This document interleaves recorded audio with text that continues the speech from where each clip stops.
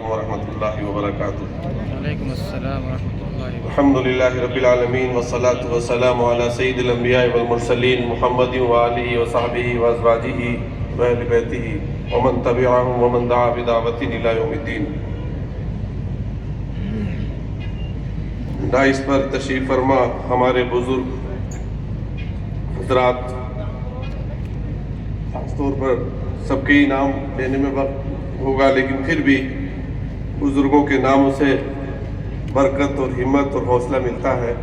حضرت مولانا توفیق رضا صاحب، مولانا فضل الرحیم مجددی صاحب، مولانا سعادت اللہ حسینی صاحب، سرور چشتی صاحب، جو حضرت خواجہ صاحب کی درگاہ کی آواز ہے اس ملک میں، سچی آواز ہے، اور ہمارے محترم ابھی تقریر فرما کر گئے جنہوں نے ہمارے شیعہ مسلک کی نمائندگی، اور شیعہ نہیں بلکہ اسلام کی جس بہترین طریقے سے نمائندگی فرمائی ہے، اور تمام حضرات، حضرت جناب سید ظفر محمود صاحب جنہوں نے یہ جو بل آ رہا ہے جس کے تحفظ کے لیے آپ سب تشریف فرما ہے، ایسی باریکی سے ایک ایک کلوز پر، ایک ایک شق پر قانون کی طریقے سے جو غور فرما کر اس میں رکھا ہے، ان سب حضرات کی موجودگی، قاسم رسول الیاس صاحب اور محترم ملک صاحب، منظور صاحب، بہرحال ہمارے ممبر آف پارلیمنٹ جو عبد القدوس گنگوئی رحمۃ اللہ علیہ کی نسل سے ہے، ان کے پوتے پڑ پوتے ہوتے ہیں عمران مسعود صاحب، ان کا جذبہ، ان کا جوش، ان کا بلبلہ، ان کا جنون، ان کی ہمت، ان کا حوصلہ یہی نہیں دیکھا ہے آپ نے، بلکہ ہم جے پی سی میں روز دیکھتے ہیں اور پارلیمنٹ میں بھی۔ میں انشاءاللہ العزیز سید ظفر محمود صاحب اس وقف کی جو نکات ہے وہ بیان کریں گے، اور مولانا اور محترم عمران مسعود صاحب نے جو ممبر آف پارلیمنٹ ہے ہمارے آنریبل، انہوں نے بھی بہت سی سکھوں کو ایک کوزے میں بند کر کے بیان کر دیا۔ میں صرف 3 باتیں عرض کروں گا اس مختصر سے وقت میں۔ ایک بات تو یہ ہے میرے عزیزوں کہ یہ لڑائی ہم سے نہیں، یہ لڑائی ہم سے نہیں، یہ لڑائی تو انہوں نے خود اپنے رب سے مول لی ہے، ہم سے نہیں۔ ہمیں تو دکھ یہ ہے، ہمیں تو غم یہ ہے، ہمیں تو فکر یہ ہے کہ اگر وہ رب ناراض ہو گیا تو ہمارا ہنستا کھیلتا پھلتا پھولتا ہمارا بھارت جو ہمیں اپنے جان و دل سے زیادہ عزیز ہے، ہمارے بزرگوں کا خون، ہماری معصوم ماں اور بہنوں کا خون، اس کی آزادی کے لیے، اس کی عظمت کے لیے، اس کی شان کو برقرار رکھنے اور بڑھانے کے لیے صرف ہوا ہے، وہ ضائع نہ چلا جائے۔ آج ملک کی باغ دوڑ ایسے لوگوں کے ایسے ہاتھوں میں ہے جنہیں ملک کی فکر نہیں ہے۔ کل انٹیگرل یونیورسٹی میں وہاں 2 اور ہمارے برادران، ہمارے بھائی ممبران پارلیمنٹ موجود تھے، پنیا جی اور آر کے چودھری جی۔ میں نے کہا یہ برابر کا ملک ہے چائنا، پوری دنیا کو اس نے اپنے فن سے، اپنے ہنر سے، اپنی کاریگری سے، اپنی ایجادات سے دنیا کے مارکیٹ بن دیے ہیں اور اس کی اکنامک پر قبضہ کر لیا ہے۔ چائنا کی طاقت کو کوئی ملک انکار نہیں کر سکتا۔ کیا وجہ ہے کہ ہم اپنے وطن عزیز کو تعلیم کا گہوارہ نہ بنائیں کہ ساری دنیا کے لوگ بھارت کی طرف، ہمارے وطن عزیز کی طرف تعلیم حاصل کرنے کے لیے آئیں؟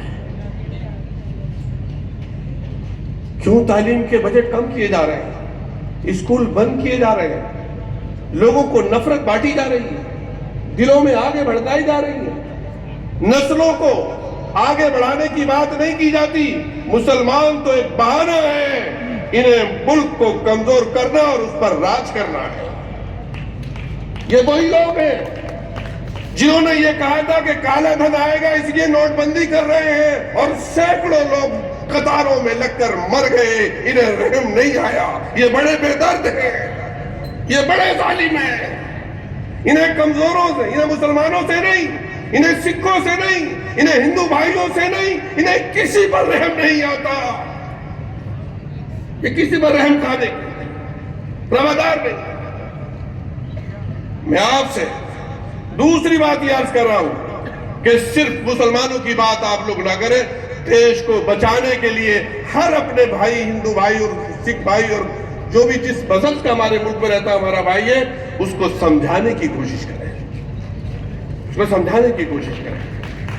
جیسے ابھی ایم پی صاحب ذکر فرما رہے تھے کہ وقف کی جائیداد تو تھوڑی ہے, یہ تو ایک ہوا بنایا جا رہا ہے کہ 10 لاکھ اور فلانے لاکھ اور اتنے لاکھ اس کا کوئی, اور کبھی کہتے ہیں کہ ساری ہمارے پاس ساری آدھا شمارات موجود ہیں, اور کبھی کہتے ہیں کبھی باقی ہیں, ابھی پورٹل پہ نہیں آئے, کبھی کچھ ہے کبھی کچھ ہے.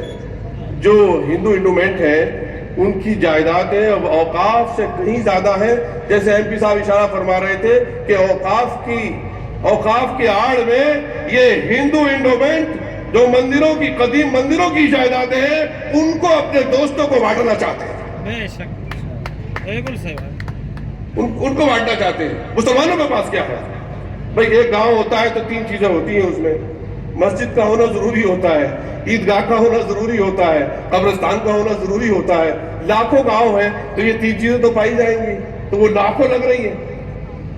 لیکن اصل میں جو دولت, جو خزانہ, جو پیسہ, جو مال دوسرے مذاہب کے آستانوں میں ہے وہ اس پر نگاہیں, اس پر نگاہ. اور تعلیم کی طرف کوئی توجہ نہیں ہے.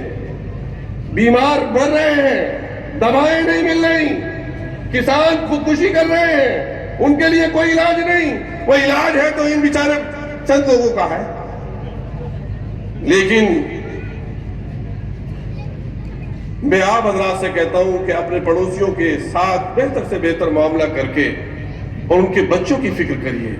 اب مسلمانوں وقت آ گیا ہے کہ آپ اپنے ہندو بھائیوں کے مستقبل کو بچانے کی فکر کریے. یہ ایک دھوکہ دیا جا رہا ہے, یہ جال ہے, یہ فریب ہے.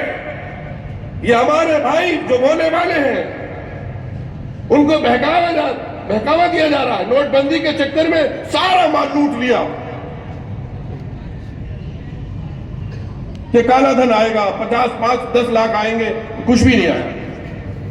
بہرحال دیکھیے قرآن پاک کی 3 آیتوں پر بات ختم کرتا ہوں. اللہ تعالیٰ ارشاد فرماتا ہے بسم اللہ الرحمن الرحیم وَمَنْ أَظْلَمُ مِمَّنْ مَنَعَ مَسَاجِدَ اللَّهِ أَنْ يُذْكَرَ فِيهَا اسْمُهُ وَسَعَىٰ فِي خَرَابِهَا. اس سے بڑھ کر ظالم کون ہوگا جو اللہ کی مساجد سے روکے کہ ان میں ذکر کیا جائے اور پھر اس کی ویرانی کی کوشش کرے. یہ ہمارا جگر تھا, یہ ہمارا کلیجہ تھا کہ ہم نے ملک میں بدامنی ہونے سے بچانے کے لیے بڑے بڑے کڑوے فیصلوں کے لیے خاموشی اختیار کی ہے. لیکن یہ ظالم چاہتے ہیں کہ صبر کا پیمانہ ٹوٹ جائے اور ہر ضلع میں وہی اختلاف کی ایک جگہ ہم پیدا کر دیں اور ہر ضلع میں کلیکٹر صاحب کو ویسے ہی اختیار دے دیں جیسے 1949 کی رات میں اس نے وہ ناانصافی کا فیصلہ کیا تھا جس سے آج تک دیش کی جڑیں ہل رہی ہیں. ہر ضلع میں وہ یہی چاہتے ہیں. لیکن مایوس ہونے کی ضرورت نہیں ہے. اللہ تعالیٰ نے فرمایا ہے جو بھی کوئی مساجد کو ویران کرنے, اور وقت میں سب سے اہم چیز مساجد ہیں, مقابر ہیں, مدارس ہیں, قبرستان ہیں, خانقاہیں ہیں, تمام چیزیں ہیں. تو اس کے لیے فرمایا گیا اولئک لہم خزی فی الدنیا, دنیا میں رسوائی ملتی ہے, مل رہی ہے, ملتی رہے گی. سورہ جن میں فرمایا گیا وَأَنَّ الْمَسَاجِدَ لِلَّهِ فَلَا تَدْعُوا مَعَ اللَّهِ أَحَدًا. مساجد خاص اللہ کی ہیں, اللہ کے علاوہ کسی اور کو نہیں پکارا جاتا. اور پھر سورہ فیل نازل کر کے بتا دیا کہ جو بھی ابرہہ کی چال چلے گا, جو بھی مساجد کی طرف ہاتھیوں کی طرح جھنڈ مڑاتا اور گھومتا ہوا آئے گا, تو ایسا بھی ہو سکتا ہے کہ اللہ رب العزت ان جگہوں کی حفاظت خود اپنے ذمہ لے لے اور کسی کو کھڑا کر دے. یہ برادران وطنی کو کھڑا کر دے انشاءاللہ. سبھی لوگ اس میں مل کر کھڑے ہو جائیں گے, وقت آئے گا. بہرحال میں اپنی بات ختم کرتا ہوں. سبق پڑھ پھر صداقت کا, عدالت کا, شجاعت کا. اقبال مرحوم کا یہ شعر, سبق پڑھ پھر صداقت کا, سچائی کا, انصاف کا, بہادری کا, لیا جائے گا کام تجھ سے دنیا کی امامت کا. اے اہل ایمان، اب اس ملک کی رہبری اور قیادت کے لیے اپنے تمام برادران وطن کو جگاؤ۔ اگر تم نے اب جگانے کا موقع ہے، انہوں نے دیکھ لیا ہے کہ یہ ان کا کسی کا بھلا کرنے والے نہیں ہیں، یہ دشمنیاں پیدا کر کے صرف اپنا اقتدار مضبوط کرنا چاہتے ہیں، اس کو سمجھنے کی کوشش ہے۔ اس لیے ان تمام چیزوں کو ہمیں سمجھ کر آگے بڑھنے کی ضرورت ہے۔ اپنے بچوں کی تعلیم اور اپنے برادران وطن پڑوسیوں کے بچوں کی تعلیم کی ضرورت ہے۔ جن بچوں کے ہاتھوں میں ترشول بانٹے جا رہے ہیں، جن بچوں کو یہ سبق دیا جا رہا ہے کہ مسلمان حملہ آور تھے، ان بچوں کو کیسا گمراہ کیا جا رہا ہے۔ ہم تو کہتے ہیں بنگلہ دیش اور برما سے لے کر افغانستان تک اکھنڈ بھارت ہے، ہمت تو کرو، آگے تو بڑھو، ہم تمہارے ساتھ ہیں۔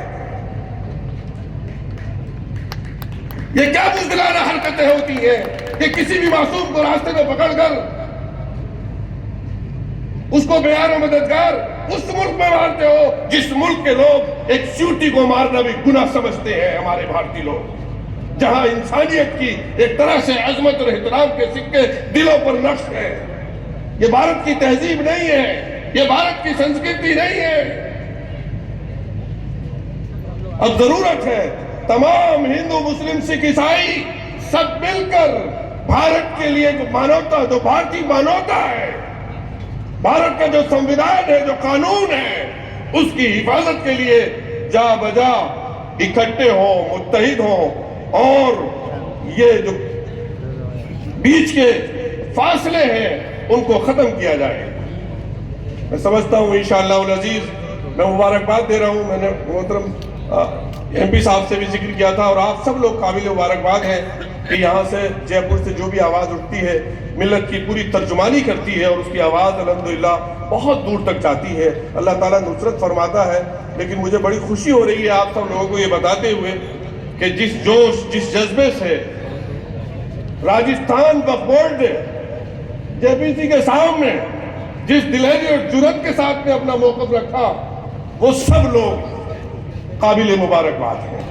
میں یہ بتا رہا ہوں، ہم لوگ ان کی نمائندگی سے بہت خوش ہوئے، اور ہمیں یہ محسوس ہوا کہ اس جوش اور جذبے والے لوگ انشاءاللہ العزیز، یہ جذبہ ہے، یہ حوصلہ، جو نیت ہے، یہ پاکیزہ ارادہ ہے، ایسے ارادوں کو کبھی کوئی طاقت شکست نہیں دے سکتی انشاءاللہ العزیز۔ وآخر دعوانا الحمدللہ رب العالمین۔